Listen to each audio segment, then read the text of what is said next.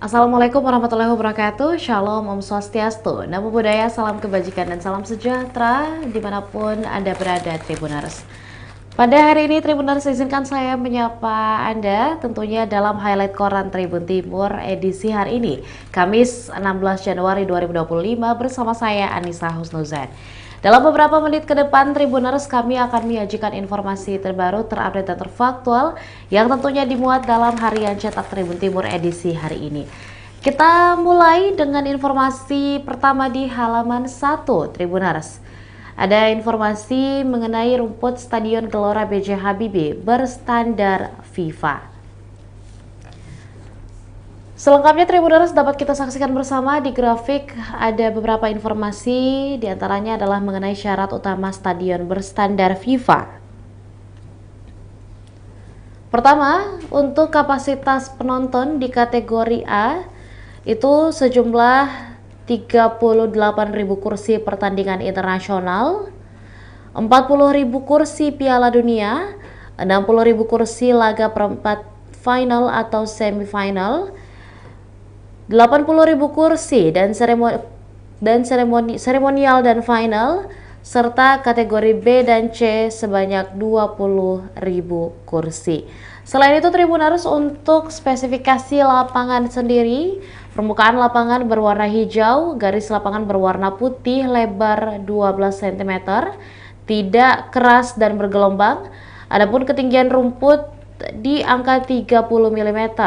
Dan kondisi rumput haruslah tertutup rumput alami sebanyak 100%, rumput hybrid sebesar 95%, rumput artifisial sebesar 5%, rumput buatan 100%, dan pitch area panjangnya 125 meter per 85 meter.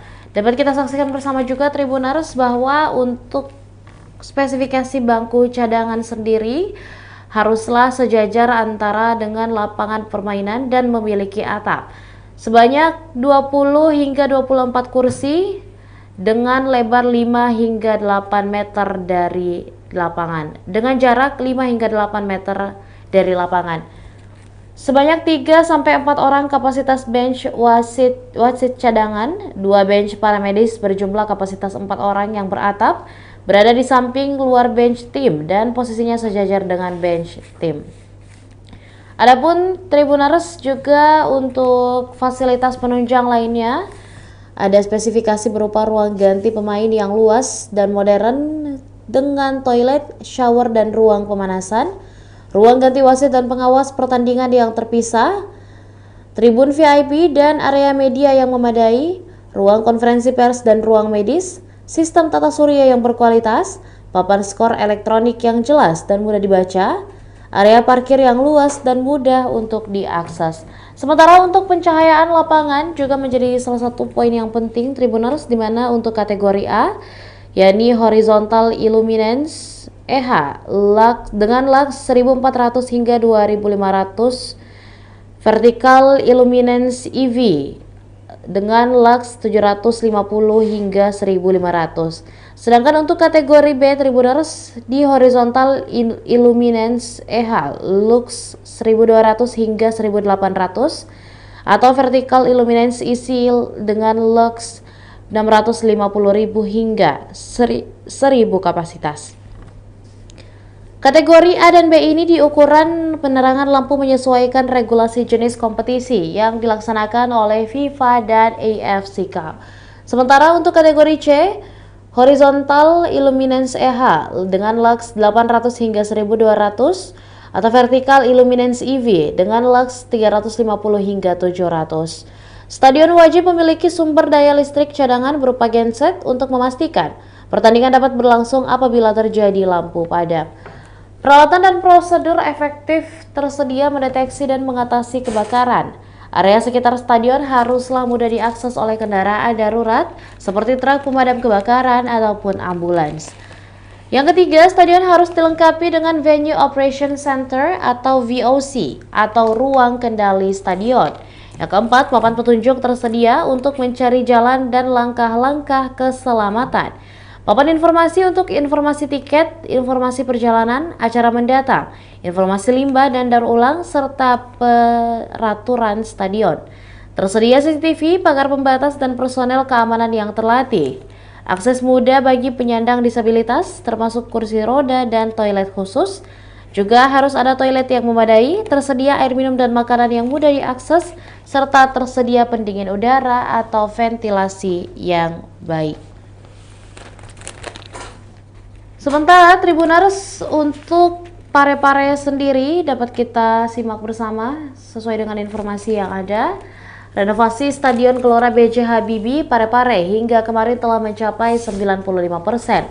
Rumput stadion yang awalnya diragukan bisa digunakan, dipastikan telah berstandar FIFA dan bisa digunakan untuk pertandingan Liga 1 nantinya.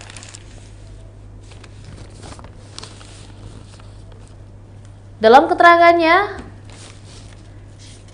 saat ditemui oleh Tribun Timur, Tribuners ada informasi dan penjabaran juga yang tentunya disampaikan. Salah satunya dari Kepala BPPW Provinsi Sulawesi Selatan, yakni Bapak Kusworo Darpito kepada Tribun Timur pada hari Rabu 15 Januari kemarin.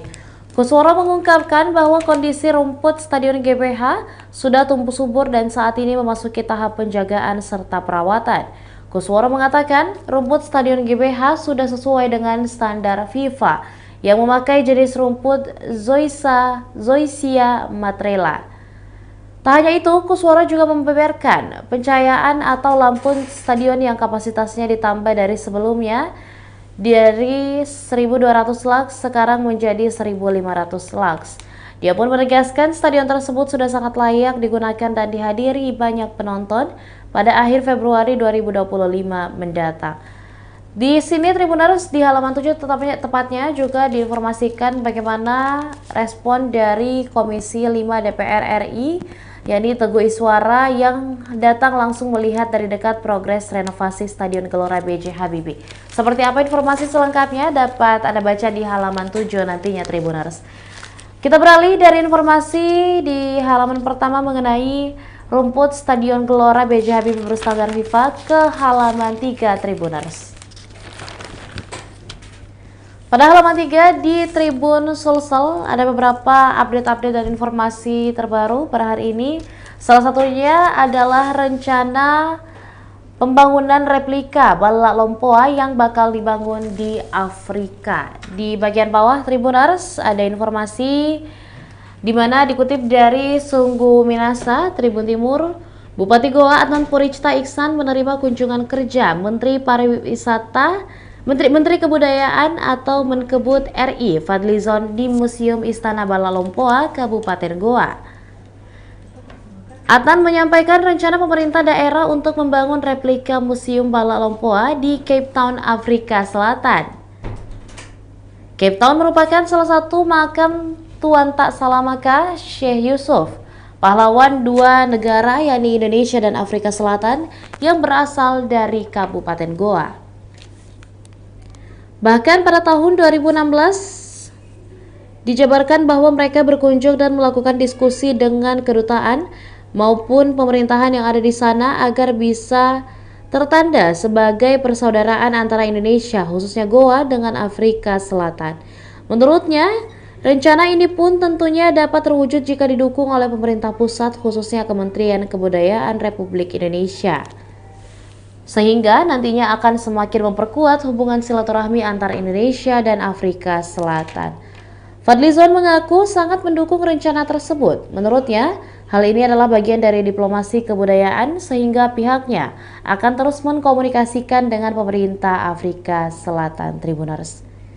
Dalam kesempatannya, sebagai bentuk komitmennya, Kementerian Kebudayaan Republik Indonesia telah meminta adanya peringatan kelahiran Syekh Yusuf ke-400 tahun pada 2026 mendatang di Afrika Selatan sehingga bisa dilakukan bertepatan dengan waktu tersebut.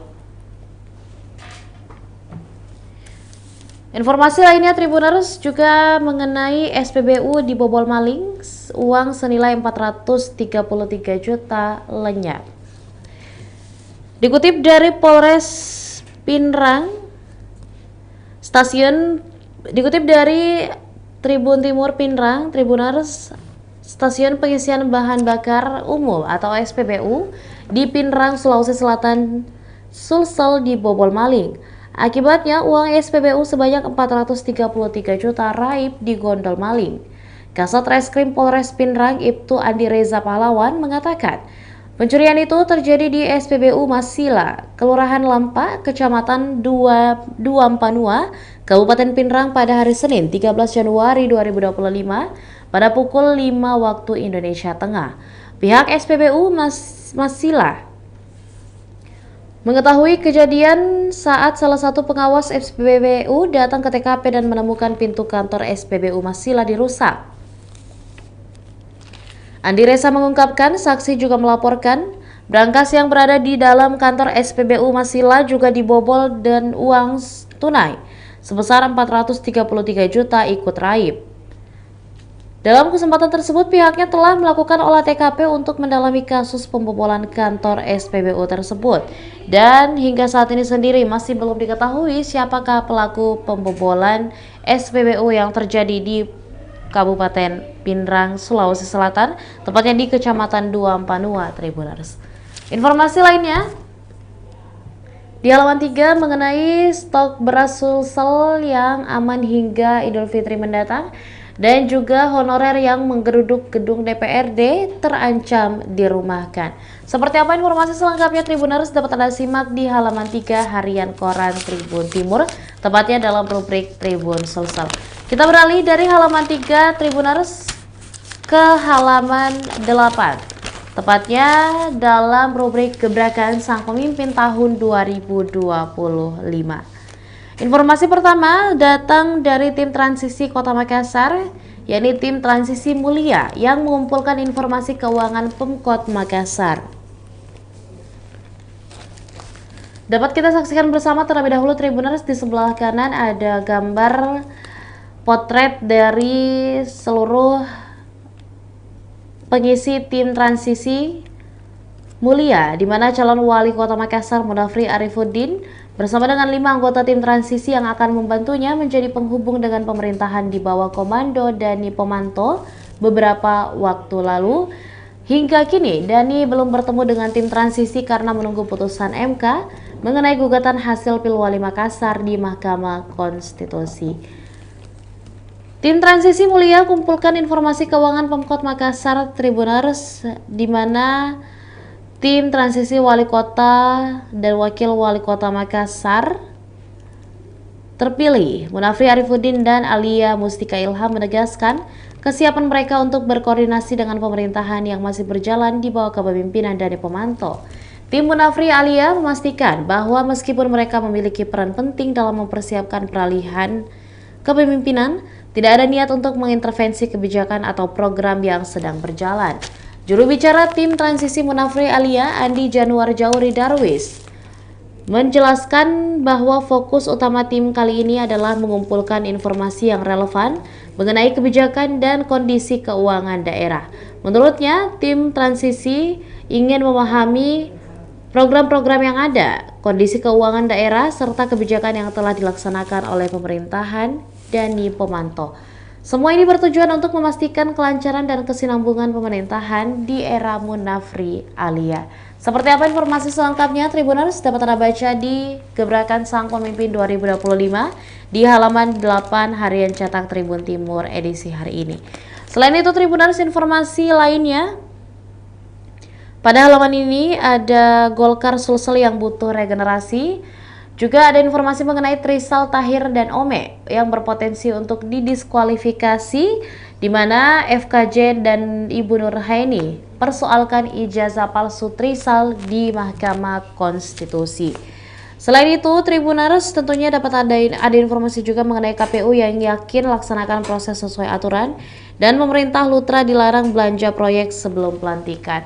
Dan tentunya Tribuners, seluruh informasi tersebut dapat Anda baca selengkapnya di halaman 8 di rubrik Gebrakan Sang Pemimpin tahun 2025. Dan seluruh informasi tadi Tribuners juga sekaligus menutup perjumpaan kita dalam highlight koran Tribun Timur edisi hari ini. Saya Anissa Husnuzan tentunya mengucapkan terima kasih atas perhatiannya. Jangan lupa bagi Anda yang masih ingin mendapatkan informasi lebih lanjut dan tidak ketinggalan seluruh update tiap harinya dapat berlangganan dengan menghubungi hotline subscriber di 0411-811-5500 melalui fix phone atau menghubungi hotline Tribun Family Card di 0811-413-5555 melalui SMS ataupun WhatsApp sesuai dengan kontak yang tertera di bawah ini. Saya Anissa Husnuzan dan seluruh rekan kru yang bertugas pamit undur diri. Wassalamualaikum warahmatullahi wabarakatuh dan sampai jumpa. Download Tribun X sekarang, menghadirkan lokal menjadi Indonesia.